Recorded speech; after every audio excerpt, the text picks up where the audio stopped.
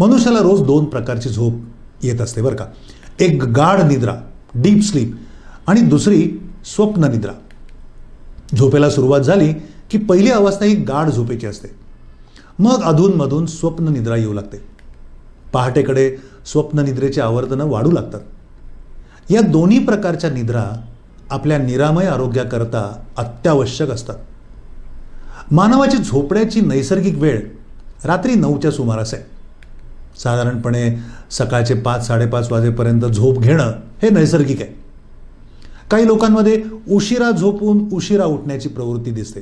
ती देखील नैसर्गिकच आहे, पण ती ज्याची त्यांनी ओळखायला हवी. सध्या झोप सुरू होण्याची वेळ लांबत लांबत जाऊन 11:30-12 अशी झालेली आहे.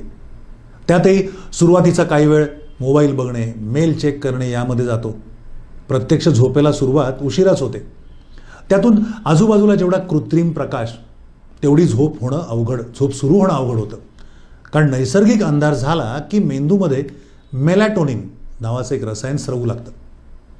एखाद्या शर्यतीमध्ये सुरुवातीच्या शिट्टीचं जे काम असतं ते या रसायनाचं असतं. शिट्टीच वाजली नाही तर शर्यत सुरूच होत नाही. बाहेर जेवढा प्रकाश जास्त तेवढे हे मेलेटोनिन श्रवण्यास उशीर. आणि उशिरा झोप सुरू झाली तरी सकाळची कामं असतातच. शाळा असतात, ऑफिस असतं, त्यामुळे अर्धवट झोप होते. मग कॉफी ढोसून स्वतःला उत्तेजित केलं जातं. दिवसभर मग अधूनमधून कॉफी, सिगरेट याचा मारा करून स्वतःला जागं ठेवलं जातं.